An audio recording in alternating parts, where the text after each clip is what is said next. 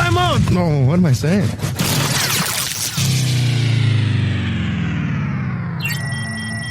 What, this? It's nothing. Really, it's nothing, Ed. It's just, it's just Vocal Minority with Nick and Steve. Have a good time. Make sure your seatbelts are fastened.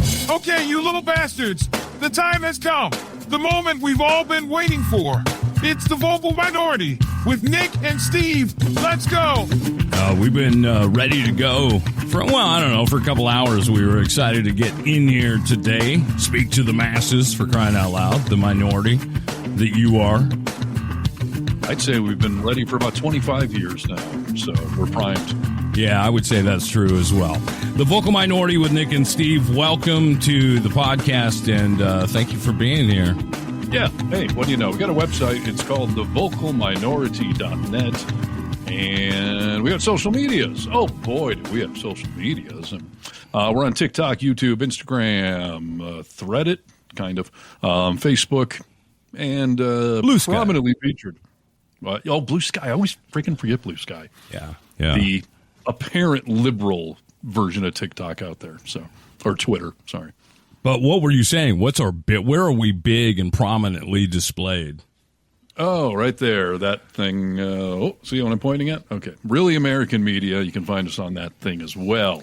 We've joined the big leagues, the resistance, gone international. A lot of people in Australia love us, Nick. Fun fact. Yeah, that's right, dude. It makes me want to visit even more, dude. So hopefully we can get down that way. Yeah, I was discussing with Kennedy recently, so where are we going next time? She was like, well, where have you always wanted to go? I was like, well, Australia. She's like, that is literally the furthest place away that we could possibly go to after us lamenting 25 hours of travel time. So I would still like to go to Australia, but I'm wide open for any place that loves us. We are big in Belgium. Belgium would be great, too. Rachel always tells me that, you think about Australia, and that's great, but it is a long ways away. I don't know that she's afraid of, the bugs and the snakes and all that stuff. And I was like, I'm just going to pretty much stay in, the big city, Sydney. I just want to go to the big areas. I don't need to go in the bush, per se. You don't want to go in the outback? I don't know what the point of going there is then, for the Sydney Opera House? Sure. Yeah, Sydney Opera House, and I like the challenge of being able to understand their people, Yeah, that's fair. All right. So, well, anyone listening to us worldwide, we do appreciate you, and we do have dots all over this big globe of ours. So, yeah, find those social medias and contact us there or through the website. Yeah. What do you know? We're still paying for a phone line, 844-48-VOCAL. Get vocal, dude, or we're just going to take it away from you, okay? Okay. I like when we threaten the audience. I do too, dude. Come on. Use it or lose it. That's what they say about shit. That's true.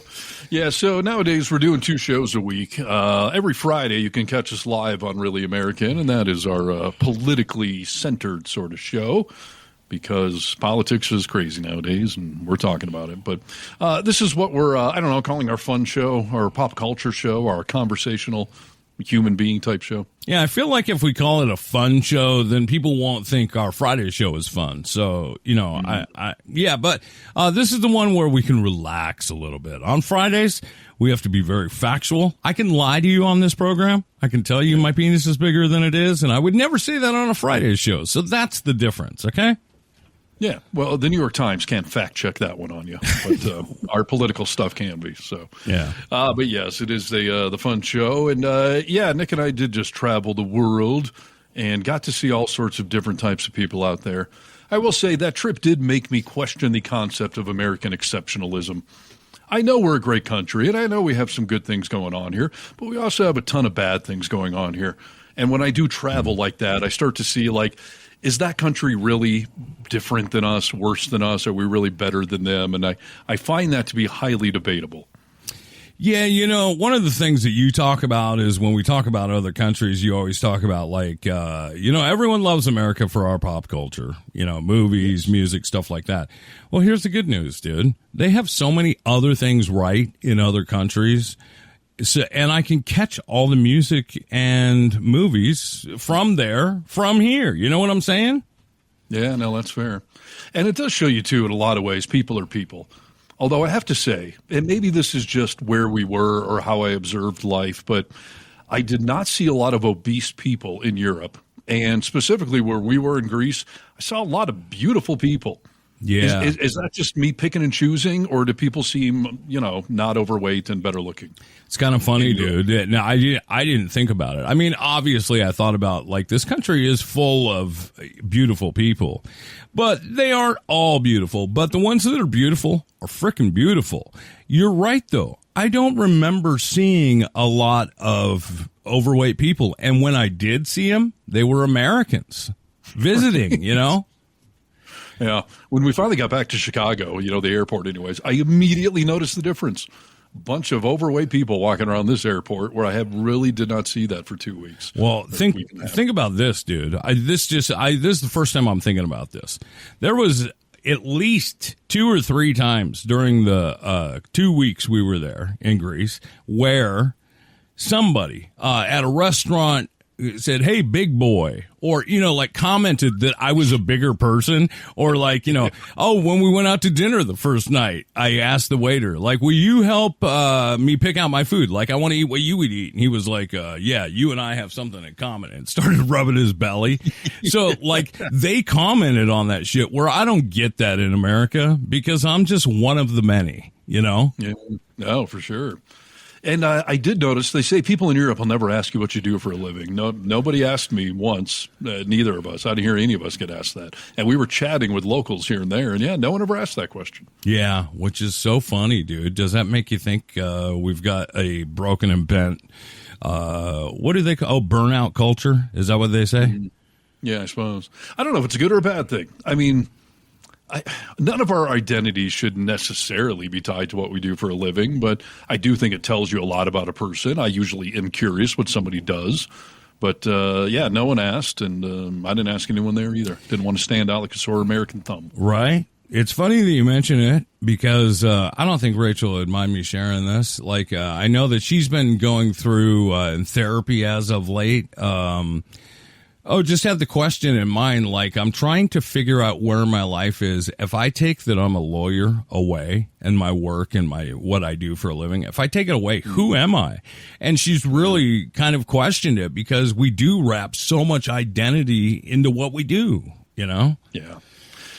There's a point of that is good. We all want to embrace our careers and be proud of it. Those of us that have actual careers we've been trying to build up, not just jobs we've been having. So I get that, but it is really unhealthy. I mean, when we were in Seattle and we lost this talk show 20-something years ago, yeah. I was miserably depressed because I felt like I lost my identity, everything I was. I was the guy on the radio. You're right. And that's a pretty crappy way to look at your life and your existence.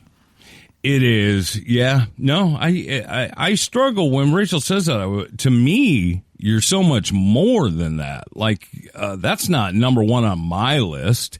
But for her, she's questioning it right now. And I think a lot of us would do that if we step back and was like, this is gone tomorrow. What's my conversation at a cocktail party? Right. You're right. We do. We substitute it. Weather and job. This is how we small talk. This is how we get to know each other. Let me ask you a question literally I discussed in therapy today. You and I spent 27 consecutive years on the radio, and now we're not on the radio. And part of me feels weird about that, sad or I don't know, the end of an era or something like that. But it's completely messed up. I mean, aside from the whole, your identity is not your job thing, the fact that you and I have evolved, we have transitioned. So we're not on a local radio station anymore, but now we are on global, podcast entities, whether it's our own platform or when we're on Really American, we're still on the air. We're still doing the same art form for the most part, but now we got a camera staring at us. Other than that, we have evolved. Yet for some reason, I'm like, geez, I'm not on the radio anymore. Should I be ashamed? No, dude. Listen, I feel the same way. And I think I've put a lot of thought into this. I think one of the reasons is because when we were on the radio, that was a thing that very few people could do. Now we're in this podcast world, and anyone literally could start it tonight. Whether it's good or bad, they could be in the same airwaves that we are. Like, it used to be so special. Like, oh, you're on the radio? Yeah, no, that's fair. So, I don't know. Ponder all that, people. My point is, of the travels abroad, people are strange. People do look different. People do act different. But everybody's got annoying habits. I still came across rude people in Europe and people that were loud or obnoxious or whatever it was. And so, I stumbled across this article here about rude habits that you don't know you're doing. Or that's what the article claims. I would assume you probably are well aware you're doing these things, but maybe you just don't care. It'd be crazy if this was a list of shockers, that we're so self-unaware that, like, oh my gosh, I do that. Maybe there'll be one or two, but hopefully not the whole list. Yeah, well, let's run through it. The first one here is something that has come up in the dating world of late, in my recent years of being out dating again, that this is a red flag if somebody is dismissive of service workers. And maybe dismissive is a little generous. I'm talking about if you're actually rude and, overtly dismissive towards not only the waiter or the waitress, but the barista or the guy at the hardware store or whatever. Yep, janitor, all any service worker. Yeah. And I have told both of my kids right now are working at restaurants for the summer. And my firstborn is already aware of this because they've done it a few other summers. But my son, this is his first time working at a restaurant, which means you're interacting with the public, which is something you and I have had to do in some levels of our careers in radio, like when we do events. But for the most part, our workday is spent behind closed doors in studios. We don't have people just walking in off the street. And when you do work in that kind of business, you meet the worst people in the world. Yeah, at least, what I can say is I'm glad that we both have done it, because I think it sets you up for this kind of job to still be able to understand, like, I was treated poorly in that job. I'll never do that to somebody, like I know how hard it is or whatever. So. Totally. No, I agree. And I think it's a good experience to have had. I worked in a factory. I think that's a good experience. Having said that, I don't ever want to go back to either of those jobs. And I like working in a studio. So. Yeah, for sure. But the article points out that we all have bad days, but that's not an excuse to be impatient or rude with your barista or talk down to the grocery store cashier. Ignore the person bussing your table. So, I don't know, people, even if you're faking it to look like a good, decent human being, be nice to all of those people we just mentioned.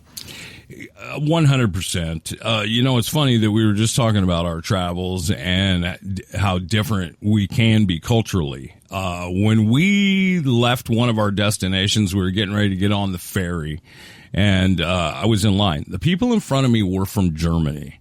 They were berating this ticket taker. She was a girl from Greece. Are you sure? Germans always sound angry. They could be complimenting someone. No, they were speaking.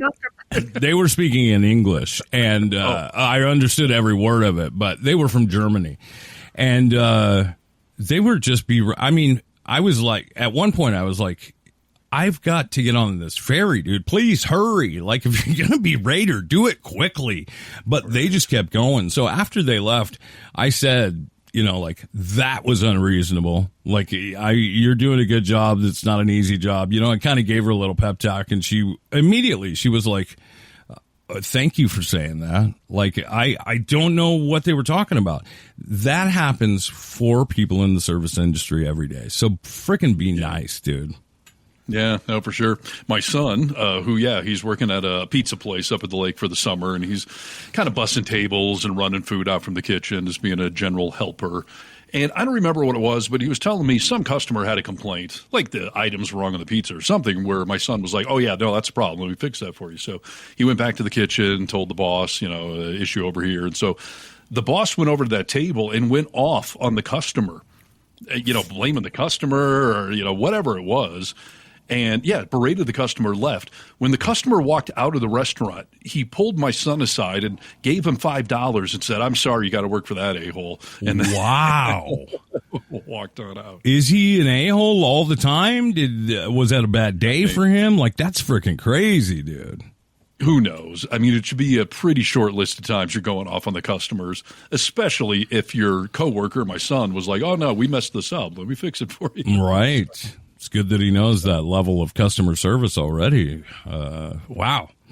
Well, good humor. Yeah, you're doing it. All right. Next thing on the list, things that, habits you have that you don't know are actually rude.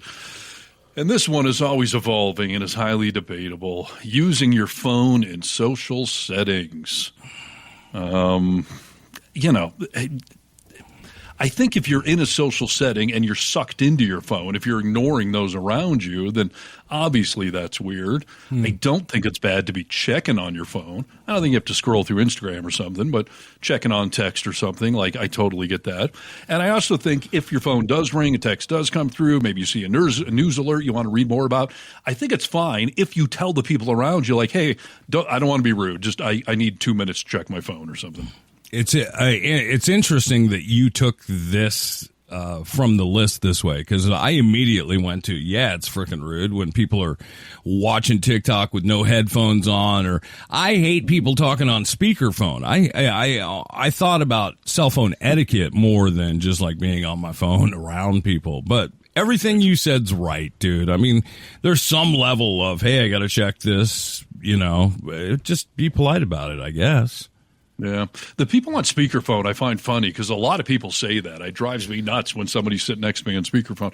But what if that person was not on the phone, if they were just sitting there? They'd still be talking to each other and you could hear it. They would. It would not be nearly as loud or annoying having to hear the person come through that speaker. It's a whole different vibe, dude. I've heard that argument before. It doesn't stand up. Yeah, I hear you. I don't know. Yeah, there are scenarios where I think it's become certainly much more acceptable. But, yeah, don't be a slave to your phone. But, I really hate it when I'm at, like, a restaurant and I see everyone at a table on their phone.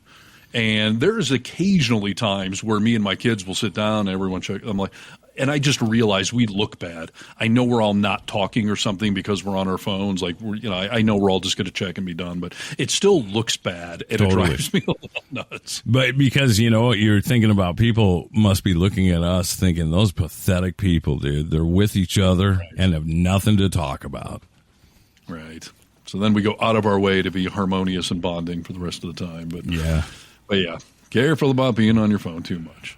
How about this one? I'm not picking on anybody with this, but being chronically late. I'm not saying late. Anyone I know in particular is chronically late, but things happen. Who? Your kids? Who's late? Yeah, your kids. The red-haired one, specifically. You. I'm never late, dude. I. You know what? Listen, we've talked about this before. 5 minutes or even stretching closer to 10 is not late. Well, it's in the eye of the beholder. Like, to me, we are, as radio guys, are taught top of the hour is top of the hour. You don't start at 3:05. That's 5 minutes of silence there. So I don't know. I've always been chronically on time, but radio taught me to be extremely on time. And it's funny because for the first 26 years of you and I on the radio together, you were never late. You were always on time. Yeah. But now that we're not on the radio, and I think there's a built-in flexibility, now the definition, I think, is expanded. Oh, and I'm not annoyed by it. I've just noticed it. Oh, you're talking for this podcast in particular? Yeah, we say we're recording at 3. Right. We tend to drift in around 3:05, 3:10, and babble for a few minutes. We're recording by 3:20. Yes, you're 100% right. Now that we are not on the radio, that time does 5-10 minutes, I mean, when it comes to this podcast, sometimes 15, Sure. that requires a check-in. You are on time for the most part, most of the time. In my personal life at home, am terrible at being on time, like right on the dot. And when I do make it, I'm just like, look at me, dude. Like, I've really done something special today. You want credit for something you're supposed to do? I think Chris Rock has a bit about that I will not recite. So funny. I get it. That is rude, and it's also annoying that I'm late. So, yeah, I get it. I know it. It hasn't changed my behavior. Two sides to that coin, though. Like, I may be a little too anal about being on time. Like, most normal people do have that 5 to 10 minute buffer, but not necessarily this podcast. But if I'm showing up somewhere, if it's even 3:02 and I'm supposed to be there at 3, I feel bad. I will have already texted you, running 2 minutes late. Yeah. And maybe that's nice of me. Other people might be thinking, like, what, you obsessive freak, 2 minutes is not late. It's so funny because you did that to me when we were on vacation. You were like 4 minutes out. Really sorry. I was like 4 minutes, dude. You're fine. Come on. There was one time we left you sitting down there for a couple of minutes. I felt terrible. I was like, speed walking. I've been there for 2 minutes. Come on. We can't just let people sit there and wait for us. Yeah. I don't care about that stuff only because I do it to other people, I suppose. But it's rude. Right. I do have an adult child in my life nowadays who does seem to be chronically late for work. And I don't know how to say this, but it bothers me on some level, Not so much about them, just the concept of if you're supposed to be at work at 3 o'clock, whether it's radio or not. I was like this delivering pizzas. Like if your shift starts at 5, you should be there by like 4:50, 4:55. Showing up at 5 is late if you're supposed to be, unless you walk in and go right to work. Yeah, be there on time. I agree with that, and I think that I think it goes more towards when you're working a job like that. How much do you care about your job? Because if you're just there for the paycheck and like this is not for me, I think you're going to be late a lot of the time. When I was delivering pizzas as an adult, dude, every day I said, I'm going to leave with plenty of time today, because every day for me was running out of the house and like racing in traffic, like, come on, and walking in 1 minute late or right at the hour, that's no way to live. But I hated that job.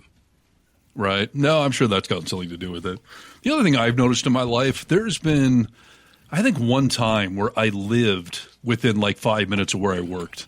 And I was constantly late because when I lived a half hour, an hour away, I was pretty chronic about leaving an hour early, and that made a buffer. But when it's 5 minutes down the road, I was always late. And even nowadays, like my therapy used to be an hour away from me, but now I live in that town. It's 5 minutes down the road.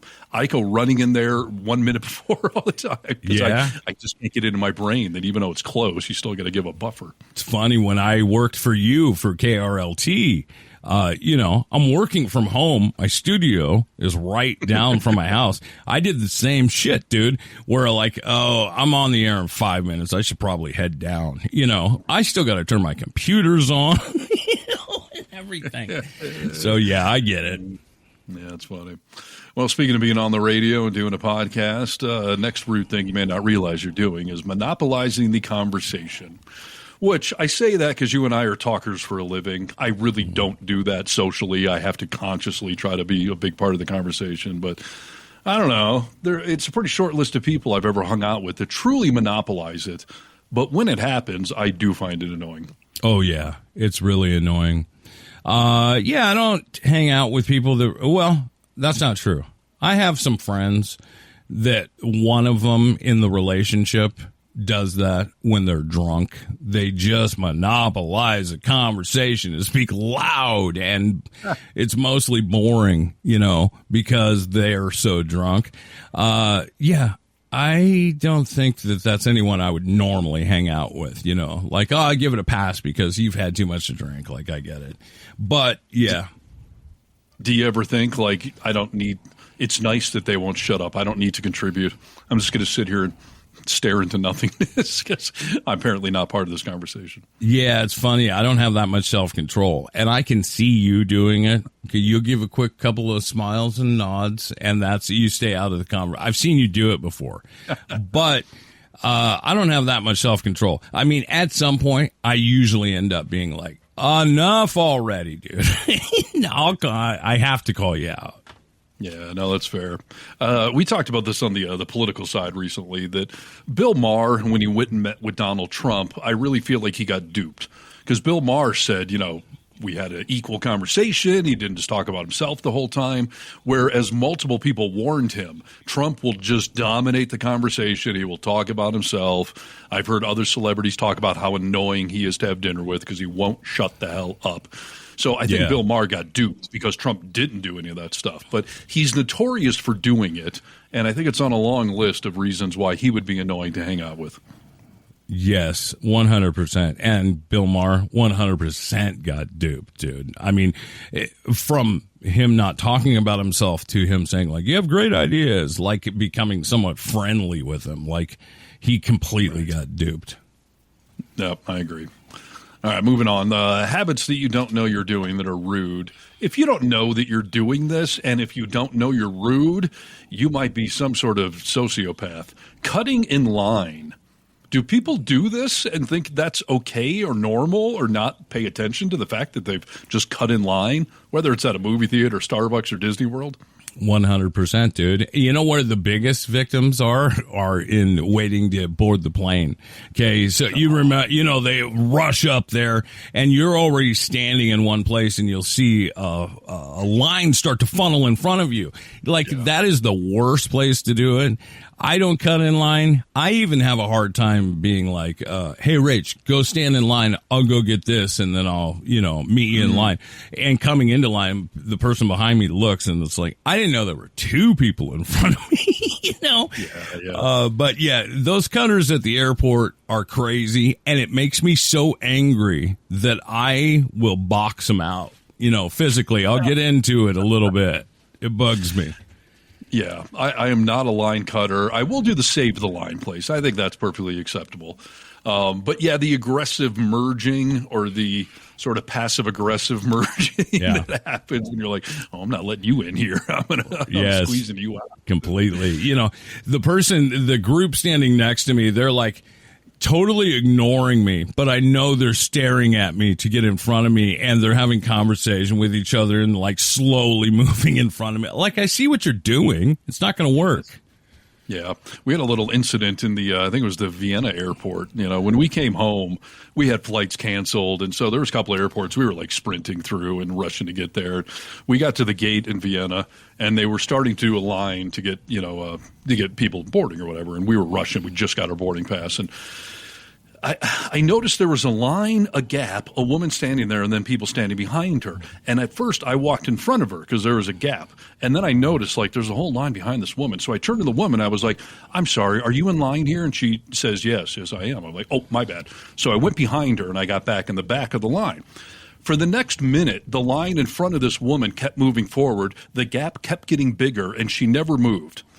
And I walked back up to her, and I was like, I'm sorry, are you sure you're in line? There's a whole gap going here, and you're confusing everyone behind you because we don't know if we're in line or not. Right. She looked at me so annoyed. It was like, ugh. And then she just walked out of line and stood against the wall. I don't think she was in line at frickin' all. No, she wasn't, dude. That is so evil that she was doing that. That kills me. I stared lasers at her for the rest of the time. Just like, you see us all? We're in line. What do you... God, you got a boarding pass. Screw you. So crazy, dude.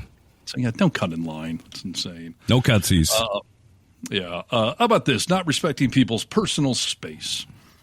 This is tough. I mean, if you're a close talker, like the old Seinfeld bit, yeah, that's annoying. But I don't know how often people are really disrespecting my personal space. The article says the amount of space one needs can vary from person to person and culture to culture. But getting in someone's face or bumping into them without at least acknowledging it is universally rude. Sure. If you're making contact, sure. But otherwise, I guess it depends how well you know the person as to how close they can get to you. Yeah, that's right. That's a good way to look at it. My brother's a close talker. He's very loud, and he's a close talker. And, I mean, he'll get right down in your ear where he's talking. And I'm just like, back up, dude. He's the only person in my life that I know that to be that way. Otherwise, culturally is a great point. I notice all different cultures have different ideas of what personal space is. And, if their population is huge, sometimes they're closer together in lines. All that stuff comes into play. So that you got to respect that. I mean, that's how they grew up or whatever. But my brother, you should back up, dude. You should just back up 4 inches. It's going to be great. I sort of think this is maybe one of the hidden advantages of COVID, because I still go to a lot of stores where the line, they have those markers on the floor to separate us all 6 as we had feet. to during COVID. Yep. Yeah, and people still respect that in a lot of lines because there's still the markers on the floor. And I'm like, hallelujah. We do not all need to be crammed into this line together. So go ahead and assume I have COVID or Ebola and keep your 6 feet away from me. I'm cool. Yeah. In fact, you should just say that. When someone's too close, just be like, hey, I have COVID and I'm, trying my best here, but you're not helping. Yeah. I watch a lot of the First Amendment audit videos online where people show up in public spaces and start recording other people, and they're doing it because it's legal. It's constitutionally protected, but people get pissy. Yeah. One of the things the upset people often do is they will walk right up to the camera guy and get right in their face. Yeah. Like, I'm in public too. I'm in public too. I can be right in your face. And the guy usually points out, like, you're not allowed to harass me and violate my personal space. Like, I can mace you now. Now you're actually breaking the law because you're harassing me. Right. And they never see it that way. But, yeah, there is some level of not only etiquette, but you actually are harassing somebody if you're going to get aggressively in their face and go, I'm not touching you. I'm 2 inches from you, but I'm not touching you. Yeah, you're right. You can't do that to somebody, but it surprises me how many of those people come out and be like, you didn't get my permission to record, and that don't know the law of that. Like, it's not a crazy law. It's been like that forever. Right, exactly. Moving on, things you may not realize you're doing that are rude. And I have to say, this came up on our trip multiple times. I don't feel bad for it, and nor am I admonishing or apologizing on behalf of any of the four of us, but I did notice it a lot, being loud in public spaces. There was one night at one of those restaurants in particular where a lot of people were dialed into everything we were talking about.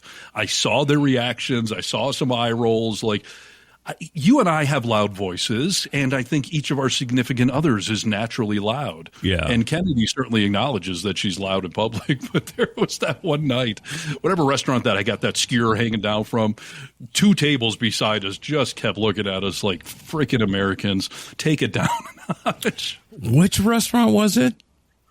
It was night like 2 or 3. I got that chicken skewer that hung down from it had a little. Okay. Yeah. And the next, or maybe it was our final night, that one woman, when Kennedy said that dropped the F-bomb, and the woman at the table next to us starts repeating what she was saying. And I looked at her like, do we got a problem? And then she kind of giggled and winked. Like, I think she was trying to laugh it off, but she was annoyed with us. Right. And yeah, I mean, we're loud, and maybe on some level we should be conscious of that. Other levels, we're all adults out in public, drinking, having fun. Like, bite me. That's the thing, dude. I think if there's drinks being sold where you are, like, I'm not saying you have to yell purposely, but if you're having a spirited conversation at a table and there's drinks flowing, I think it's completely acceptable. You could move if it's annoying you. I remember Rachel's family in general is the loudest people I've ever met in my life. Embarrassingly so, at like a Azteca or a Red Robin, where you're just having lunch, you know. Right. They would laugh so hard. They would talk so loud, and I would almost sink into my seat because I was embarrassed by it. But, dude, you're right. If drinks are flowing, the volume's going to be turned up a little bit. Sorry. Yeah, read the room. Yeah. If it is some somber, silent restaurant, then okay, maybe be conscious of it. But it's a jam-packed restaurant on a Saturday night. Glasses are clanging, people are talking. Like, if we're a little louder than that table, no, I don't feel bad. Now, if we're at a library or church, Sure. or something, then Time and a sure. place, dude. Yeah, I agree. So, all right, moving on down the list here. Rude things you may not realize you're doing. Never saying thank you. Mm-hmm. It's not a problem for me. I'm overtly polite about pleases and thank yous and all that stuff, but never saying thank you. Yeah, I think that probably says something about you, right? A little entitled or Sure. selfish. Yeah, entitled, have lost perspective on, saying thank you, dude. I mean, it's just something, you know what? I want to say it should come out your mouth. Thank you. Like just something that's automatic. You know what I mean? But think about this. People say, like, when you say I love you all the time, to nauseam, it loses its meaning. Thank you is one of those things that, like, it's okay if it loses its meaning. Say thank you every time somebody does something for you. I think it's important, right? Yeah. And can you say I love you too much? That's a tough one. So many societal families have been taught to never say it. Certainly men don't say it. And I've been taught repeatedly in therapy that you should be saying it as much as you can. Yeah. Never too much love. But, I can tell Kennedy came from an upbringing where they probably didn't say it much because I'm got about a 5-to-1 ratio going on. What are you talking about? That you initiate, or she does? When you say I love you, she doesn't always give you an I love you back? No. And it's usually not a standalone. I mean, if we're having some either text exchange or conversation where maybe it's already come up and I've said it, that there's times, where, I don't know, she says thank you or I hear you or something. But certainly at first, when we first started using the love word, I was saying it way more. I was pulling it out of her. Yeah. I will never leave anyone physically without telling them that I love them, for obvious reasons. But yeah, I think it's something, I guess I was just brought up to say it a whole bunch. You made the comment that if you say I love you to Kennedy, at times she'll say thank you. I have to tell you that I saw that on a TV show, I don't know, maybe a year ago, that somebody responded that way. And it wasn't necessarily a bad thing coming from that person, but I was like, thank you? I was like, what the fuck does that mean, thank you? And then as I started to think about it a little bit more, like it is a somewhat nice response when you say, I love you. Well, thank you for loving me. I appreciate that. Expanding it, so yeah, that's interesting. No, I agree totally. It is about the context. And, if the first time I said I love you to her and she said thank you and then moved on, that'd be a little awkward, I suppose. But it's been well established at this point. And expressing thanks is probably completely acceptable. And we do use it a lot. In my house, it gets said 1,000 times a day. I mean, I will go in my son's room and be like, hey, dude, I'm running out in the garage if you need me. Like, all right, cool. I love you, Dad. Like, it happens all the time. Yeah. And I think that's perfectly fine. I don't think we've worn it out. Agreed. But does everyone need to do it that much? Probably not. Yeah. No, I agree. This makes me think, dude, have I been saying I love you to people to hear it back? Because if I was just saying I love you to people, thank you would not seem weird to me.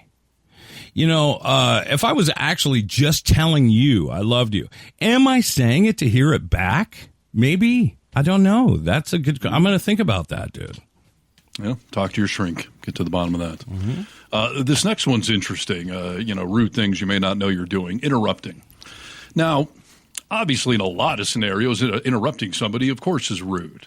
Sure. However, much, again, like on our trip, we're 4 buddies hanging out. I don't feel like everyone has to get complete sentences, next person talks.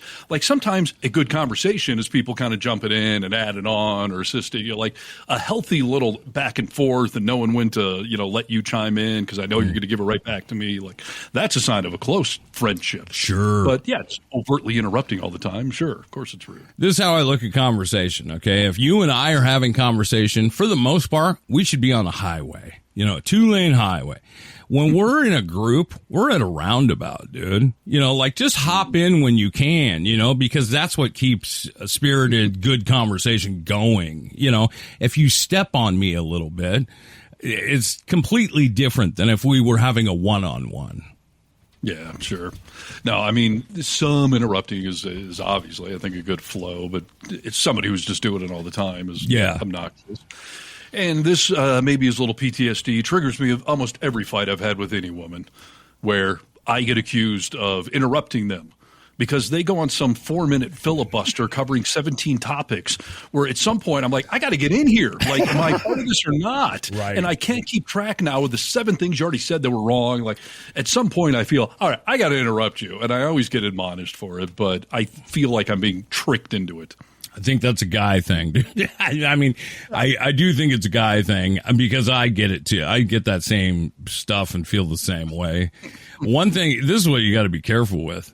We got to a point of unhealthy arguments at one point due to me because when Rachel would start to talk, I would interrupt her because I knew what she was going to say or I felt like I did, Because you've been around it so long together, you just know where it's going. Yeah, exactly. But that's me assuming, and that's really unhealthy way to have a conversation, right? So, I had to step back from that. But I do feel like I'm just trying to make this short and concise. Like, we don't need to talk for all night here. Let me say what I'm going to say. You say what you're going to say, and then we can kind of tickle each other, and we'll be good, Yeah. Speaking of relationships, what do you do when your person starts to tell you an anecdote that they've already told you before? Do you sit there and just smile and nod and let them tell the same story again? Or should you interrupt them and be like, hey, no, you told me that story. That's great. Do you interrupt them and stop them, or do you let them go? It depends. Okay. It depends how many times. Like if it's once a year you do that, then I'll usually just let you go. And because I know that you want to you obviously want to tell the story, so I'll let you go. But if you're doing it all the time, at some point I'll be like, I know, like we've had this conversation several times. I don't have much middle ground, Yeah. I was discussing this recently with Kennedy, and she pointed out that with me and with other people she knows, that sometimes she likes to let the anecdote be repeated because she wants to see if you're going to tell the story consistently or not. Interesting. Like, do you exaggerate? Do you take it a different, or are you telling me the same story 6 months apart? And now I know you're a consistent person. Time out. For entertainment purposes, or is she trying to see if you're a liar? I think it's more to see if you're maybe not a liar, but exaggerator, or do you stick to your stories, or are you telling it differently each time for whatever reason? That's interesting. That is. How do you feel about that, dude? Now that I know that about her, I'll be writing my shit down, dude, because my stories are always a little bit different. Right. I think there's grace in there, as to maybe if you exaggerate a little bit. But if you truly take stories in different directions each time, I don't know, that might be a little worrisome. Yeah, that's interesting, dude. She's a bit of a detective. Kennedy's a detective, dude. Yeah. How about this one? And then I'll be done with my list here. I started to tell her an anecdote that she told me. I told her own anecdote. And I felt like such an idiot. And by the way, I didn't preface it as my anecdote. I just said, like, God, I was on a date once. I don't remember who I was with, but this woman started telling me this anecdote. And I started into it, and she stops me. She's like, that was me. That's my... I was like, I felt like such an asshole. Yeah, that, you know what? Just out of being safe, your story should never start that I was out on a date with this woman.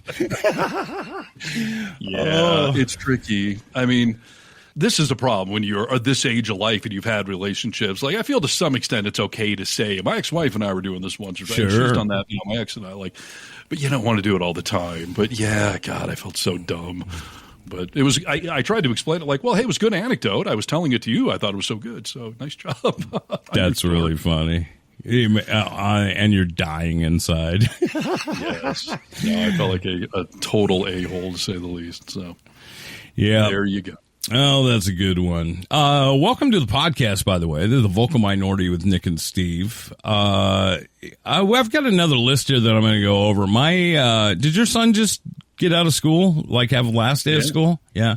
Yeah. Freshman year of high school, done and over. My niece had her last day. I guess it was just this past Friday. So, yeah, I thought to myself, are you excited for summer? Because we looked forward to summer, dude. I mean, I got depressed when summer was a week away from ending. I used to get really because I love summer. I asked my school days. Yeah. I mean, I still love them today, dude. I do still love them today. And I do get sad when they end. But yeah, in school years, I asked my niece, you excited for your summer? And she was like, I was like, what do you mean? You're going to be swimming. You're going to, whatever you want. The world is your oyster. And she was like, I want to miss my friends. And like, she likes school enough. And I wonder, is that her thing or is that a kid thing? How'd your son feel? I don't know if I can speak for all kids, but that was certainly not the case when I was back in those days. Yeah. And, yeah, that's tough. I mean, Cross was looking forward to the end of the year for sure.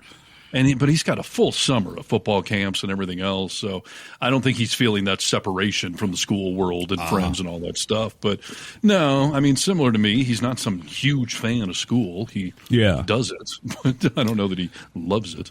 Well, she didn't love it, but now I guess she's loving it, dude. So that was her response, and it just made me think, like, I guess on many levels, kid summer today is different than a kid summer when we were kids. In fact, a lot of things have changed. Then I come across this article that talks about popular trends that these younger generations are doing that us oldies are tired of seeing. I'll have to interview some oldies to get their perspective on things. Yeah, we're just proxy. We're just sitting in for them, dude. But, we're going to give the oldie opinion, okay? All right. And I'll tell you if I've seen this trend amongst my kids or their peers. All right. Let's see. I'll start off by saying my niece she just graduated 6th grade, so that's about the age she is, okay? This first one on the list is, guess there's like an elementary school-age kids with full skincare routines now? That's wild. Does that surprise you? No. I'm not sure if that's a good or a bad thing. I mean, elementary, that's awfully young. I mean, by middle school, I even had skincare regimens because I had acne and didn't like any of that stuff. But elementary aged, I mean, I know there are definitely some fashion savvy elementary age kids that I feel a little bad about. Yeah. Like, especially little girls. It's like the beauty pageant world. Like, you're kind of sexualizing somebody who's in the 3rd grade. And that has to come from siblings or parents or something, usually. For sure. So, on that level, yeah. But a skincare regimen at that age, I just don't know what the point is. They don't have acne yet. So, that seems a little unhealthy. Yes. I guess it's different for everyone because, like you, I had, I don't even know if I call it a skincare routine. I had a buff puff and, a bottle of Clean and Clear, to make sure my acne didn't flare up in high school. It wasn't much of a routine. But my niece, who is, like I said, she'll be in 7th grade next year. She's got a skin routine where she goes in the bathroom before bed and she's in there for 35 minutes putting different serums and lotions and creams on her face. Wow. And does their mother do that too? Yep. And I think the reason she really got into it is because her older sister did it. And she did it more for reasons of acne. She got it a little younger.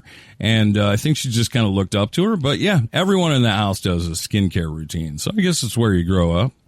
Yeah, I mean, on one level, she's being set up for good habits or something. You can make that case. But it sort of would feel to me like you're putting too much emphasis on your looks. And that is a slippery slope, to say the least.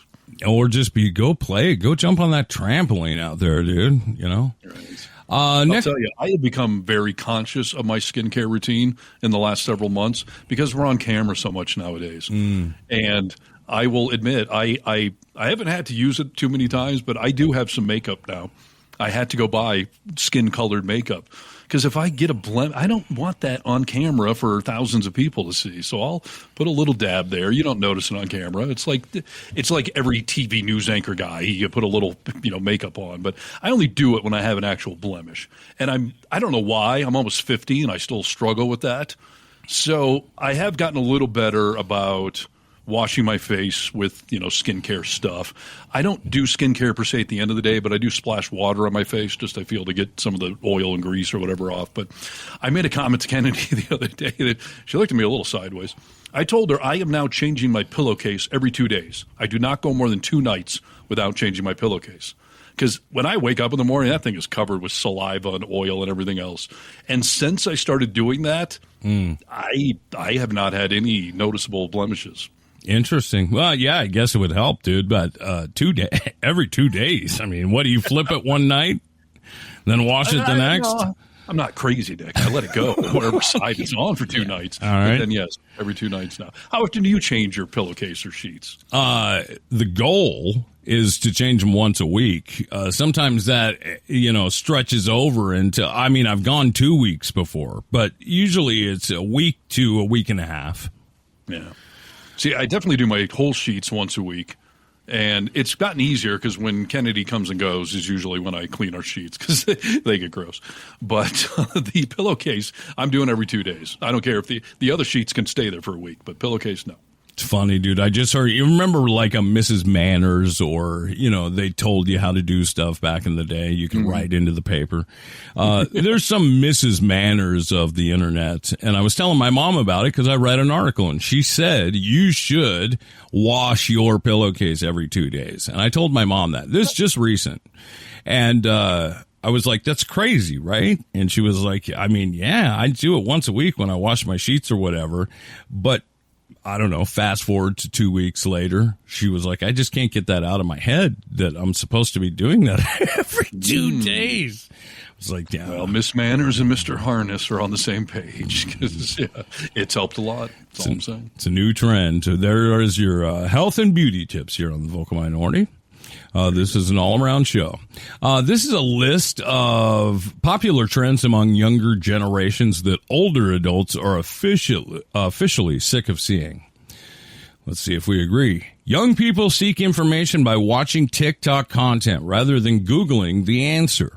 If you have a lot of time to spare, you'll often get good info. But I'm middle-aged. I've always been a big reader. I'll do almost anything to avoid having to watch stuff or listen, for that matter, when I can more quickly visually skim and immediately determine if the info is relevant.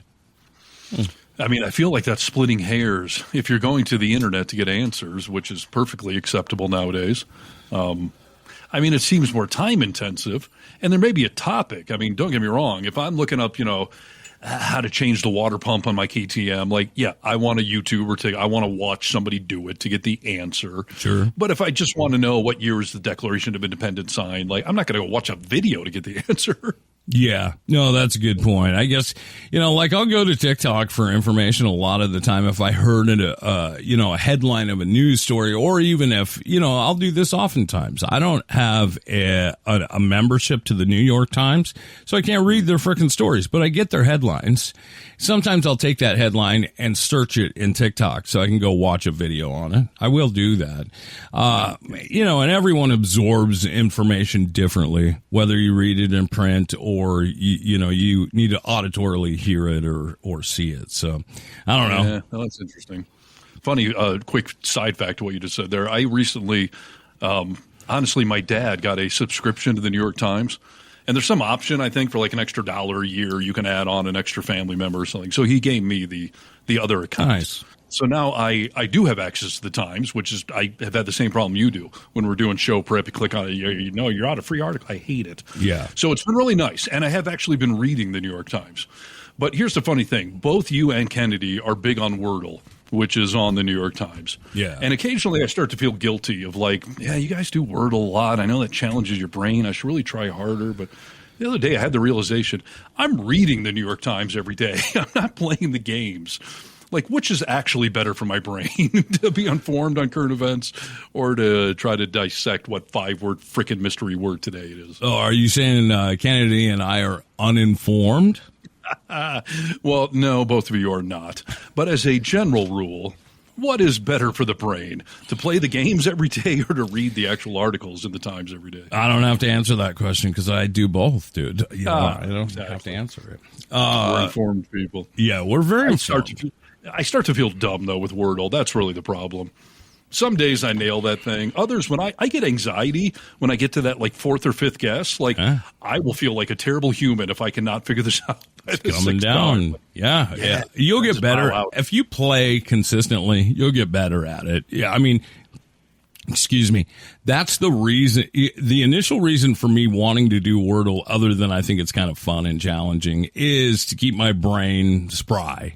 But I found that it's also teaching me rules about the English language that I just haven't thought about in a long time. So when I go to put a word together, I know I'm learning better what are my choices, Interesting. Yeah. See, I started doing Wordle for that reason. Like, I'm going to work out my brain every morning.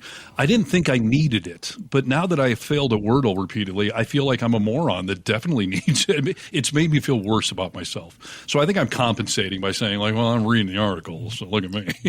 Yeah. No, I guess it's not for everybody. I love Wordle. What up, Wordle? So yeah, watching your information versus reading your information. I think if you watch your information, if you're listening to someone else tell you, that you should at least then jump on and go fact check it, because there's so much bullshit out there in video form, you know? Sure. What about this new trend of both? Captions on videos. It drives me nuts. I don't want them, but so many people watch videos with only captions. And I've learned that because we don't do it on ours. And I've had people comment, why don't you guys have captions? I want to read this. And honestly, Kennedy, half the time, will have the subtitles on, like watching Netflix. And she likes it. Drives me a little nutty, but it's definitely a new trend. Yeah, that's funny because it used to drive me nutty. Rachel always wants the subtitles on when we're watching, Netflix or whatever. It used to drive me a little nutty. Now, maybe I'm getting older and I have a harder time distinguishing words in a loud environment, and I like them now. That's funny. I find myself reading ahead is the problem. Because the words are usually ahead of what's being spoken. So I hate that I see what's about to be said. Yeah. And I hate it when they're like loud noise in the background. I'm like, I'm not. This started off as a service for deaf people. And now everybody's. Yes. Okay, these are popular trends among younger generations that older adults are officially sick of seeing. That they use their phones instead of laptops. This is an interesting one. I use my phone a bit, but it's hard to imagine it being my only computer. I need at least 20 inches of screen and a trackball, keyboard, physical buttons to think properly. Kids don't seem to need laptops. They just use their phone for everything, whether it's video editing or reading news stories. That has definitely become a thing. My kids are not great at typing because they don't type a lot. Because either the screen stuff is different or they're just doing voice text or whatever it is. But yeah, I struggle with these things of what is wrong versus what's a sign of the times. Like keyboards are going to go away. I remember seeing in the Star Trek movie, I think it was Star Trek 3 or something, when they traveled back in time and they went to California. This was the original cast, 80s movie. And when Scotty went to use the computer, he walked up and was like, "Computer, please pull up." And the person was like, "You got to type." And he like held up the mouse and started talking into the mouse. And it was ha, ha, ha, because in his day and age, why would you type on a keyboard? Right. So is Scotty correct to be with his current times? You don't do that? Or yes, is it a dying art form we should admonish people over? I don't think we should admonish people, dude. I mean, whatever works for you is what works for you, I think. Do I need to have a computer? But I do a lot of stuff on my phone, Yeah, clearly. You can do almost everything on your phone, and I don't know if that's a bad thing. We do a lot of writing. I'm not writing a long-form thing on a phone, but the other stuff, yeah, it is what it is. This is a list of things that kids do that old people are tired of, trends, that type of stuff. This guy says, I'm almost 28, and an 18-year-old I work with mentioned how guys ask for her Snap. I guess the days of asking for phone numbers are completely gone. I'm not too surprised because I prefer Facebook Messenger over my texting app, but it's a little weird that we don't get phone numbers. That's got to be a generational thing. I mean, in my recent times of dating, not one person said, "Look me up on Snap, hit me up on IG Messenger." All of us adults were exchanging telephone numbers. Yeah. So I'm not used to that. But I do hear about so many people meeting on Instagram. He dropped into my DMs. We met that way. Like, it is common. Yeah. I see it on TV a lot, like what's your Snap or whatever, but I also see people, give me your phone number, and they'll hand you their phone to give it to you, like just enter it in for me. So I think people are still doing that. Maybe not young kids, but again, they're not going to ask for your Snap. So what are you worried about, Yeah. I mean, listen, I certainly text plenty of people, but I'm in that category, I guess, where like, yeah, give me your telephone number so I can call you or text you. Yeah. I don't message anybody except like on Facebook. If I see a video I want to send you, I'm on Facebook, so it makes sense to send it within the app. Sure. But even then, half the time I text it to you. We're both on TikTok. I usually text you the TikTok link. Yeah. These are things that kids do that old people don't like. This says, Gen X here. I don't understand the eyelash thing, where they're so long and fluffy that you look like Snuffleupagus. I also don't understand the nails that are so long you can't function. Like, how do you wipe your booty? Yeah, I hadn't thought about that. Listen, I mean, long nails is not a new thing. My mom, I mean, growing up, she used to have these insanely long. You always going to the pedicure, manicure, getting these long nails, and Yeah. it's still commonplace nowadays. The eyelash thing I do find a little weird / disingenuous. There was a woman I dated a few years ago. When I met her, I was like, oh, my God, look at these beautiful eyelashes. And then one falls off or something. Like, it's kind of gross that you're putting on fake eyelashes. And I have naturally long eyelashes, so maybe I don't have to compensate or something. But I do find it disingenuous. It's kind of like stuffing your bra. Like, you can be you. I just want to know what you are, though. Sure. No, I get that. It is a huge thing, dude. I see a ton of people doing it. My niece will constantly say, you know, she gets her eyebrows, a lot of women do, sewn into their eyes. Like they don't have maybe sewn in is the wrong word. They come off, but like after, they stick there for like 3 weeks. Okay. Yeah. Estheticians, they do that eyeball work. It reminds me of like Clockwork Orange, where they're peeling people's eyes. Yeah.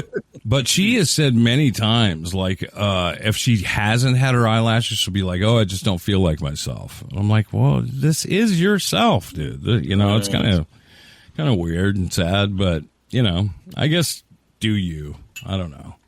To some extent, but I'm noticing a theme of being a little too, worried about someone's looks. So, what about breast implants? Are they disingenuous to you because they're not real, or is that different? No, I mean, I have always said to women, like, if you want that for your benefit, go ahead. I could care less.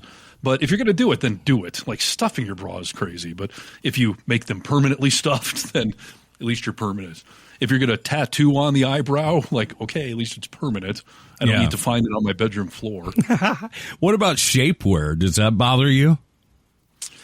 No, not really. I mean, I'm just really not fixated on that stuff. But my ex-wife wore Spanx all the time, made her feel better. Yeah, I always joked that she was, putting on her superhero costume for the day. Yeah, because she's got tights under her clothes like Spider-Man.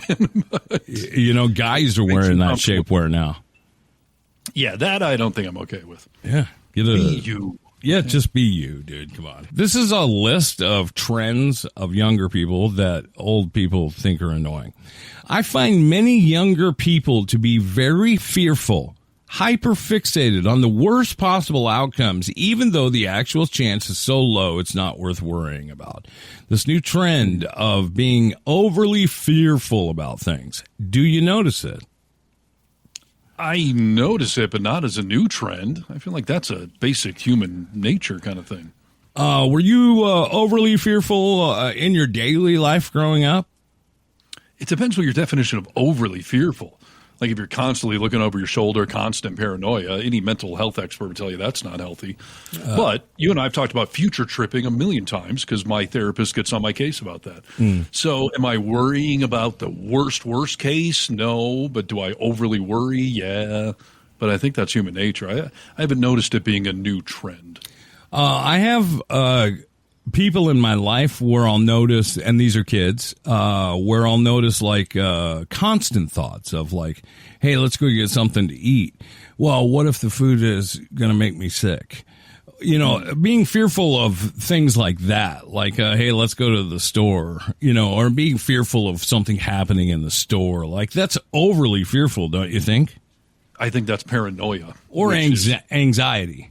Yeah, either way, that can't be healthy. Yeah. No, I can't say that I've noticed it, but yeah, if anyone, any age, any generation, if you're overly paranoid and constantly worried, then you might want to talk to someone. Yeah, I think that's right, dude, because that's no way to live, to be fearful all the time.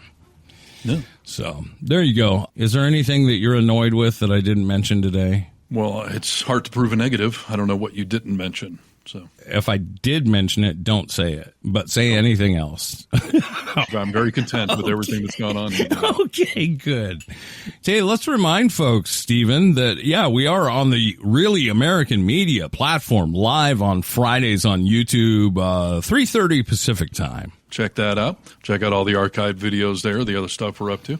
And yeah, we're on YouTube in general, our own page, TikTok, Reddit, Facebook. So look us up and get social, baby. Call our comment line, 844-48-VOCAL. It's the Vocal Minority with Nick and Steve. What up, player? It's your boy Snoop. This has been a production of the Vocal Minority with Nick and Steve. I'd much rather sip Nick and Steve than gin and juice.